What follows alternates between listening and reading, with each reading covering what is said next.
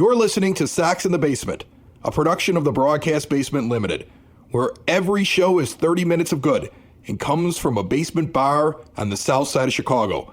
Pull up a stool, pour a cold one, and join us right now for Sox in the Basement. Heard everywhere podcasts can be found, and always at SoxInTheBasement.com. Back in action here on Sox in the Basement. Took SoxFest weekend off. Figured all the news coming out that weekend is something we would talk about on the next show. I know most Sox fans were paying attention to what was coming out this weekend. You didn't need to hear us jibber jabber. But now Courtney Finnicum is going to be on from Baseball Isn't Boring. And Courtney had press access and will tell you the truth about what was going on at SoxFest Live, what she observed, the good, the bad, the ugly, the ridiculous. That's all coming up here in moments. Before Courtney joins us on the phone, remember that for exterior windows, doors, patio doors, and storm doors, look no further than Window and Door Superstore of Oak Forest, where there are no high-pressure sales. They are not walking into your kitchen, carrying in mud, sitting down, throwing their feet up on the table, and putting some dingy example window up there and saying, now imagine it much bigger with completely different wood and different glass and all these other things, and we're going to put it in your home. And you're going to spend a ton of money and never see what it actually looks like. No. Instead, you go into the showroom, you see everything right there. Touch it, feel it, ask questions about it with their owner in the showroom. There's also an owner on site during install where they use all of their own installers. They don't farm out the work. That's how they do it right. They've been doing it that way in Oak Forest since 1985. All major brands custom made, no stock items for a perfect fit. Window and Door Superstore of Oak Forest, a half block east of 159th and Ridgeland at 6280 159th Street. See more at windowdooroakforest.com. Joining us on the phone line once again, we've had her on here before. Courtney Finnicum is here. She's from Baseball Isn't Boring. She also does the Pitch and Moan with Johnny Gomes and a few other guests, and she's on to talk SoxFest because, Courtney, you got some special access, right? Was there press access? They never offered it to Sox in the Basement, shockingly. You know, I'm a little disappointed that they've never offered it to Sox in the Basement. First of all, Chris, always great to talk to you. I appreciate you having me on. Thank you. But yeah, you know, I was lucky enough to get full-on credentials for SoxFest, and first time ever getting a true media credential. So really cool experience, you know, being kind of in the middle of the Mark Burley media scrum after he was, you know, announced that he was going to get a statue on July 11th. You know, very cool to just be a part of that and see kind of how things are done, and also do my own interviews in that kind of setting. So it was a very cool experience, I got to say. Yeah, you know, I'm curious your overall feel for the new SoxFest Live compared to previous ones, because I felt like the rollout of it was, we're going to do something, we can't tell you what's going to actually happen there. And so to us, just reading that, I was underwhelmed. Like I talked about it as, this just doesn't seem like it would be as worth it as the previous ones that were longer, took up the whole weekend, had all the collectors things with the cards and the memorabilia and the extra sessions. So what was your take on this new version? Well, and it's the way you said it is perfect. It is definitely watered down from years past. You know, I've been to SoxFest with the, you know, full ballrooms in a giant hotel, you know, the Hilton in Chicago. It is definitely a different feel. You know, there was a small section for memorabilia and buying souvenirs and stuff, but certainly not like it was. And, you know, I talked to many, many Sox fans, you know, over the weekend, and I asked them, you know, directly, I said, you know, what do you think of the new setup? And honestly, it was mixed. It was mixed. I heard fans say that, you know, they were happy that something was back, no matter what it was, because it does give you a good feeling to kind of kick off the year, right? Being around Sox fans, talking about the team, you know, getting ready for another 100-loss plus season here potentially. But still, it's a nice way to kick off the season. But I also heard fans say that, you know what, this is not worth the money, not worth the effort coming down here, just very watered down. And the sessions, you know, like everyone used to get excited for the State of the Sox, right, where you used to go on, get a chance to air some grievances with, you know, Kenny Williams in the past. They do not give the microphone to the fans anymore. So that entire session has been watered down, and I know that disappointed a lot of fans, including myself, you know, because there used to be some really testy sessions, you know, back in SoxFest past with fans really laying out management, and that's just not happening anymore. You also learned a little bit about the team when you gave an opportunity for people to grab the open microphone. Like I remember when Ricky Renteria was manager. And one of the big questions that we had on the show was who's making these lineups? I mean, you're developing things, who's making the lineups? And it was him and Benetti and Rick Hahn sitting there. And I was able to get up. I got on the mic, said what podcast I was from, because of course, like the podcasters don't always get access all the time. So I'm like, this is my opportunity to ask the question. And when I asked the question, it was the most ridiculous answer between the two of them that it opened up more questions from the crowd. Like, hey, who's in charge here? Exactly. That was the thing that I was afraid was going to be missing. And it sounds to me like that was the problem. Like, you have people that paid money, they love the team, they want to ask questions, and they weren't given that opportunity. And they weren't. And you know what? I discussed this with Scott Merkin as well and some of the other beat writers. Everyone was disappointed by that because there is a way that you can still give fans a voice, but sort of weed out, the nonsense, right? You don't need to have a fan go on there and yell, sell the team, Jerry, to all the fans, right? Like, there was a way that they could have done this where the fans felt empowered, like they had their moment, and the Sox just wasn't going to do that. And I will say Saturday definitely was a different vibe, a different crowd. And I think the fans that were there, when they realized that they were not going to have access to these guys the way in years past that they did, there was a sell the team chant that broke out, and Jerry Reinsdorf was present for it. So I can assure you that he was. That's amazing, and I love it, and that's why I love Sox fans. And I kind of saw this coming. I kind of saw that's how it was going to go. Now, on a positive note, you got to bump into a couple of guys that are names that we're hoping will turn into everyday players and contributors on this team. I know you put out a video, Colson Montgomery you talked to, Kyle Teal, the new guy, Braden Montgomery, who's probably a few years away from getting here. Any impressions on these guys? Any tidbits? Like, I get the feeling that Teal, in past interviews, or at least in the few things I've heard from him, is itching to get up here quickly, and that Montgomery may be somebody who has a shot at being the starting shortstop or soon after spring training could be here, because that's what Chris Getz kind of paints him as, at least in some comments he's made in the offseason. Did you glean anything off of those guys when you talked to him? Absolutely. So Kyle Teal is definitely someone that has large ambitions. He wants to break camp with the team. And, I don't know if a lot of Sox fans know this, but he is a catcher with some serious speed. He is actually a catcher with wheels, and he had 12 stolen bases last year. He told me in the interview that he wants to try to hit for 20 stolen bases this year, which I thought was kind of cool to hear. I think we're used to catchers kind of, not being known for their speed, but this guy has some speed. So that was kind of refreshing to hear. I also brought up his infamous quote where he takes batting practice in the nude that he let loose on foul territory recently. I asked him if he was bringing that back to Chicago, and he said he was thinking about it. So really engaging guy, very fun guy. But the guy that impressed me the most was Colson Montgomery. Colson Montgomery not only has an incredibly bright personality, he's very engaging with the media, but he's also bulked up quite a bit as well. He's put on a lot of pounds in a good way. And I feel like he's tall. He needed to do that, and he's definitely done it this offseason. I can see him potentially either breaking camp right away or being a very, very soon call-up into the season. I feel like, barring any, and I'm knocking on wood here as we speak, Chris, barring any horrible setback with injuries, I think he'll be ready. Another guy that you talked to was Freddy Garcia, and the last time that I had any interaction with Freddy Garcia was the most random thing in the world. I was at SoxFest 2015. They were doing autographs because it was the 10-year anniversary.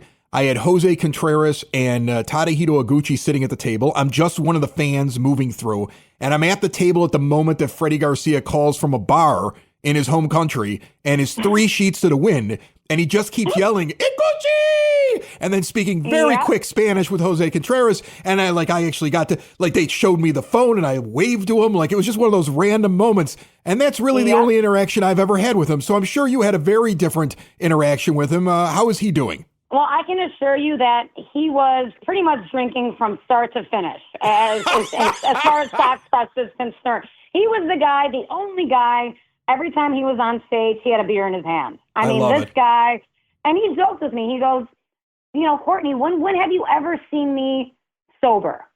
And I go, Freddie, you got a good point there. I don't think I ever have. I mean, he owns it. He owns it. But I asked him how he was doing in the off season in his retirement, and he goes, I do a lot of golfing. a lot of golfing. And he told me a great story that his daughter, who's 19 years old now, has her first boyfriend ever. And I go, oh, have you met him? He goes, yeah, I met him. And I go, how was that? He goes, well, first thing I said to him was, do not ever F with me. And I go, that sounds about right, Freddie. That sounds about exactly what he needs to hear from you.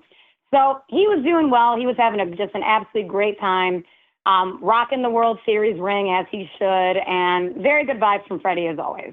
Before we finish up with Courtney, just want to remind you that you could switch to a new age of life with Hyatt Home Medical Equipment. Keep mom and dad, grandma and grandpa out of assisted living and make it so they can get around on their own and live independently. Hyatt Home Medical Equipment has stair lifts, ramps, grab bars, lift chairs, and even bathroom remodeling. They're going to work with your insurance and have 0% financing for qualified individuals. If you have a CPAP machine and you're unhappy with your vendor, switch now. Get supplies directly mailed to you. They also have the latest and greatest in continuous glucose monitors and so much more. See what Hyatt Home Medical Equipment can do for you at hhme.com.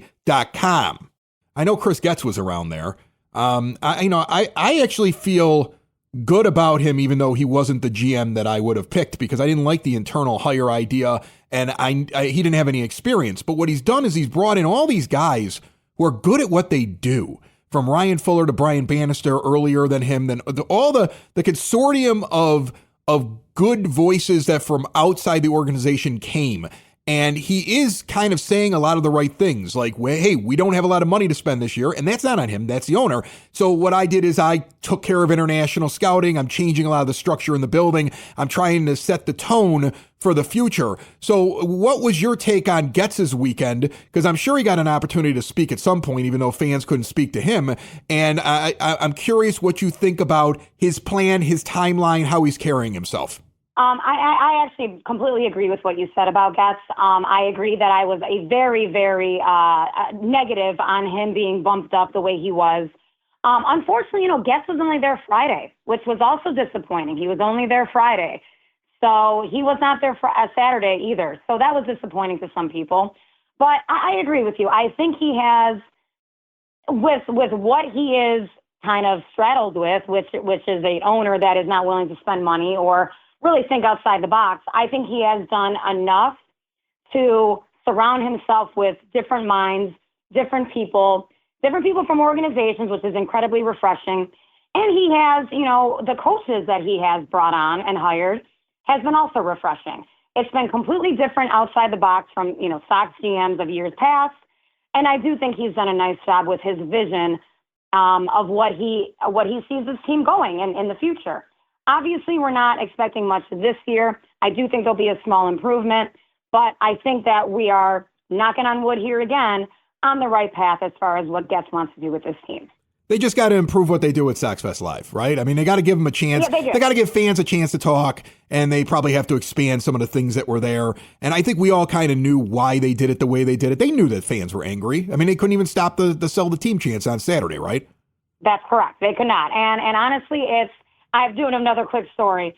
I had heard that, Jerry's a big cigar smoker, as we know, and he made people turn off these smoke detectors so he can smoke cigars indoors in the theater.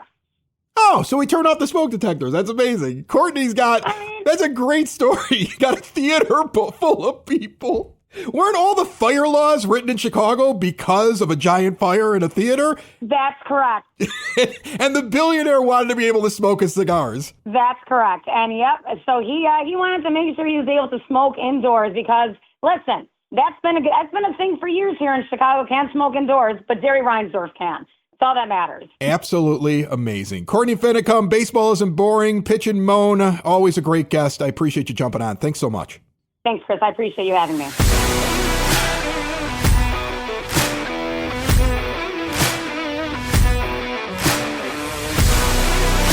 So what is the most astounding thing that you heard right there? Because I love that Courtney just laid it all out. The thing that got me was that Jerry turned off smoke detectors in a crowded theater for 2 days so we could smoke stogies. Like, if that isn't the billionaire class not worrying about any of the peons that paid money to go in and watch something at a festival that wasn't what they really expected.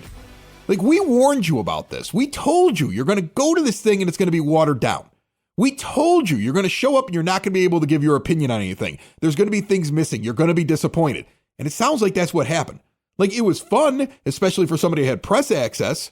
I'm sure there were things that people really enjoyed about it, but there was disappointment. And when you have an entire crowd in a theater chanting "sell the team," while the owner's up there smoking his stogie without the fire alarms on, I mean, really, that's crazy to me. That's insane.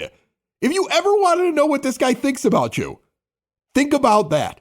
You know, who cares if something happens in this theater? I need to be able to smoke my stogie. I mean, like, that's insane. I mean, that's the report. That's what we're hearing. And that's just one of the things. The fact that Chris Getz isn't there on Saturday. I mean, that should be annoying to you. Like I said, I love the idea that he has brought in all these outside voices. I know there's not much for him to do, but a clear decision was made to separate White Sox fans from those they could complain to or ask questions of. You know, they tried to incorporate all the cute things they could possibly incorporate. They tried to placate you by bringing back the '05 guys. I'm sure those guys were great. I mean, honest to goodness, Mark Burley's like one of my favorite baseball players. He should be in the Hall of Fame. I love him. That story about Freddy Garcia that I gave, the Courtney, and the story she gave back, that's that team, man. I mean, that's who they are. Maybe that's what we got to go find. It seems like that whole team just like to drink beer and play ball. You know, you didn't see all those weird like injuries because they were so fit and put together. No, just a bunch of beer guzzling baseball players. Give me more of those guys. You know, give me those guys. Like, I know that new documentary is coming out, and some people have seen the previews of it, talking about the '05 team. And I'm sure it was previewed like crazy at SoxFest Live over the weekend. And they're a bunch of misfits. They're a bunch of guys that were cast away. They're a bunch of partiers. You know, a story that I didn't get to share with Courtney at that same SoxFest with the Garcia moment where he's calling up and he's screaming, "Iguchi!" and everybody's laughing. They were partying all weekend, that group. They couldn't find Joe Creedy. And I told this story on the show before, so I'll say it again. Back then, at that SoxFest, they could not find Joe Creedy.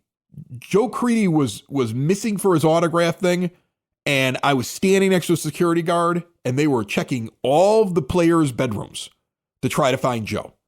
And then I heard somebody come over the air and say, "We found him. He was taking a nap on a floor." Now, that was funny. And the other guy who was standing there next to me was a security guard who heard me laughing because I overheard his radio. He laughed too. He was like, "Man, these guys are having a good time this weekend." And then Joe came down to sign autographs, and you could see the carpet burn on one side of his face. Like, that's the team we need. I'm not advocating, you know, rock star mentality, I get. Well, no, maybe I am. You know, kids, cover your ears. I want beer swilling crazy guys on my team. I want fun. I want guys that are just a little nuts out there, because that's what won a championship. You know, this last rebuild was all these like physically fit, ripped guys with all this potential and everything. No, give me Sweaty Freddy carrying a beer at all times. Mark Burley drinking and then going out and closing game, 3? Yeah. Give me that. Give me a team that came up with Don't Stop Believing because they were in a karaoke bar drinking their faces off on the road. Give me that group. That's the group I want. I mean, Ozzie Guillen would sit there doing his post-game conferences drinking while he was there. It was just a different type of team. And I'm not advocating for alcoholism. I'm not saying drink irresponsibly. I'm not suggesting they should be a frat house, but that's a loose team of fun guys with Carl Everett telling you that dinosaurs were placed by demons under the earth to fool you because they weren't real. Like, that's a team. Bobby Jenks, found in the woods someplace, coming out of nowhere and becoming the closer in the second half. That's a team. So, I mean, you can bring in all the outside guys. I hope we're bringing in personality as much as we're bringing in skill players. You know, that sometimes translates into magic, because I don't know what the formula is. But I will tell you this, the formula for SoxFest Live seemed to be, let's just get some big names from the past. Let's throw a few big prospects out there, give you a little bit of buzz. Let's barely talk to our fans. Let's hide the general manager where he's not there on Saturday. The owner's going to go sit up there like the evil owner in The Natural and smoke cigars while the smoke detectors are turned off. That's still amazing to me. You're not going to get the interaction. You're not going to get to air your grievances. You're not even going to get to ask questions like, what are we doing here? What is the plan? I saw something concerning. What are you going to do about it? And I think it was shocking to the press corps that was missing. It wasn't shocking for us. I mean, Ed's not here today because he's still recovering from the heart attack, so it's just me. And luckily, Courtney was able to come on. But that's not shocking. Ed didn't believe it was going to go the way that past SoxFest had gone. I kept telling people, you're only getting a couple of hours on Friday and a couple hours on Saturday for a dog and pony show that is not going to give you what you used to get. And it sounds to me like the majority of fans, at least that our last guest spoke to, were not entirely thrilled with the experience. And they were a little bit more on edge, a little bit more annoyed. I'm talking about the fan base on Saturday, at least according to that report. But yeah, Jerry Reinsdorf, man, that's exactly who you think he is right there. And the White Sox and how they talk to their fans is exactly what I expected.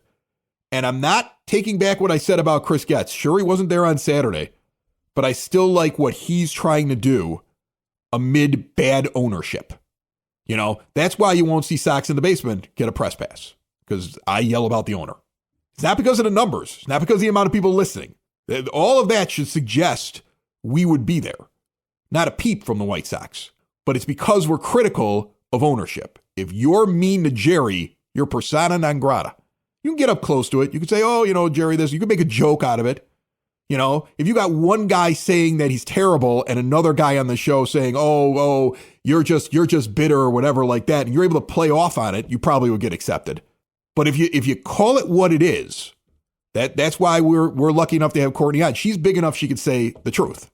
She's a little bit more big time than us, and we're lucky to have her on the program. Another person we're lucky to have on the program is the SoxNerd, who actually recorded his weekly segment before I decided to scrap this past weekend's show. And rather than just throw what he did last weekend in the garbage, we'll play it now.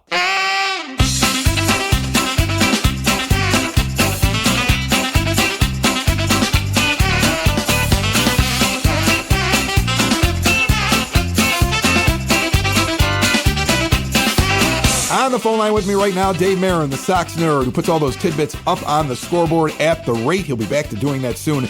But we're going to have him on right now, as we do each and every week on Sox in the Basement, brought to you by the Village of Lamont. Want to experience a downtown with real history, great eats and drinks, and green spaces filled with adventure? Visit the Village of Lamont. Shop, dine, drink, explore. Check out the new Lamont Unlocked podcast about to debut in the next week, and see it all at lamontdowntown.com. Nerd, what do you got for me? Chris, let's put a capper on the Hall of Fame balloting, shall we? Last week I did okay on my prediction. I said Ichiro would be elected unanimously, missed that by one stupid vote, while CC Sabathia, Billy Wagner, and Andrew Jones would receive the required 75% of the vote to get in. I was wrong on Jones, but I'm confident he'll get in next year. Sox icon Mark Burley received 11.4% of the vote, well above the 5% required to stay on the ballot. His 2025 total was a 3.1% improvement over last year and his best showing in his 5 years of eligibility. How about some Sox-related nuggets on each of the new inductees? Ichiro was the American League's leadoff hitter for the 2003 All-Star Game at then-named U.S. Cellular Field. Suzuki was 0 for 1 with a run and 2 walks before being pinch hit for by Sox rep Maglio Ordonez in the 8th inning. How shocking is it to find out that the pitcher who struck out Ichiro the most was James Shields at 14. Sabathia is the all-time leader among visitors with 10 wins at the White Sox current home. The lefty was 10-3 with a 3.62 ERA and 20 starts at the rate, and his 121 strikeouts are tops among visiting lefties and second overall to Justin Verlander's 141. Billy Wagner owns some of the most eye-popping stats for a reliever in history, except when it comes to facing the White Sox. In fact, his 12.27 ERA against the Sox is easily his highest against any opponent. Before I get to my zinger, a few words on Jeff Torborg, who passed away last week. He is my all-time favorite White Sox manager. He was the right guy at the right time, guiding the Renaissance 1990 team in that last season at Comiskey Park. Adored by his players, Torborg was more than a manager. He was a leader, a mentor, a friend, a coach, and a father figure. Above everything else, though, Torborg was a kind and engaging human being. In my circles, we called him Gentleman Jeff, a nickname he lived up to in the 2 extended conversations I had with him. Before I get to my zinger, I remind you that gems like these and long-form pieces are on my blog, which you can link to at soxinthebasement.com. My zinger, In honor of the 20th anniversary of the world champions, I'm going to zing frequently about that team in this space, throwing out some gems that you may not know about the 2005 Sox.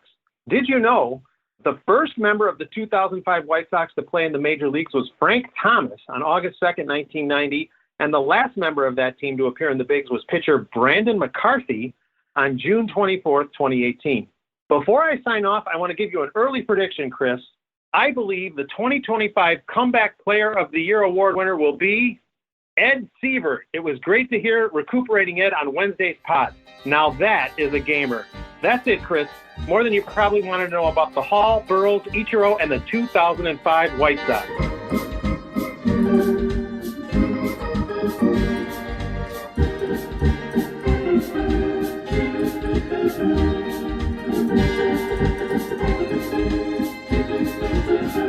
Couple of things from that segment with the SoxNerd that I want to go back on. First off, yes, Ed is doing well. We're happy he's getting better. He doesn't have all of his energy back yet, and he wasn't able to do this episode. But I expect him actually to be on the next one and be on the rest of them going forward. So that's a good thing. He's getting a lot better at it. I think he's finally going to be allowed to drive like tomorrow or something like that, and that's a good thing. He also told me today how he's never having another argument or raising his voice again. So we'll see how long that lasts.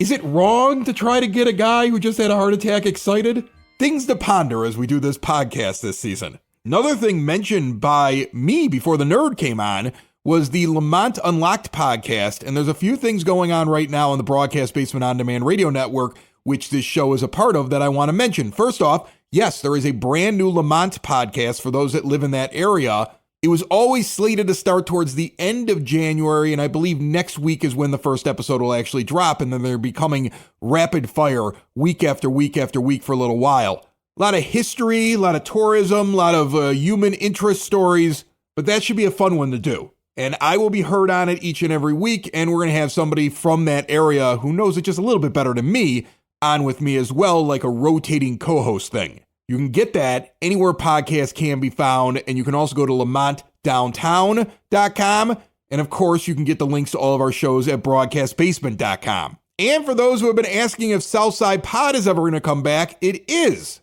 It's just coming back with a twist. The majority of the material is going to be stuff that appeared on the network somewhere, because most of the shows on the network are Southside shows. Sox in the Basement is a Southside show. Lamont Unlocked, the EP podcast. And then we have other podcasters on the network now that are Southsiders that have some great material. The trick is, though, that podcast is all video. It'll be everywhere except for Spotify, because Spotify's got all kinds of weird rules. Same thing with Lamont Unlocked. If I don't host on Spotify, Spotify won't take my video feed. They'll do it every once in a while, but you got to have mostly audio if you're going to do it that way. So YouTube is one way to do it, but then most of the other podcast players like Apple Podcast, iHeartRadio, I think Amazon's service right now does it. Pretty much everybody will convert to video, so any podcast player and, of course, the YouTube channels will work. That said, Ed is back on the next episode. Remember to hit us up at soxinthebasement.com with any comments, any voicemails, anything you want to throw out there. Thanks again to our guest, Courtney Finnicum, with the report from SoxFest Live. Don't turn off your smoke detectors. That's how people die. Just a public service announcement as we end the show. You're welcome. Sox in the basement. Sox in the basement. Sox in the basement. Sox in the Basement. Heard everywhere podcasts can be found, and always on soxinthebasement.com.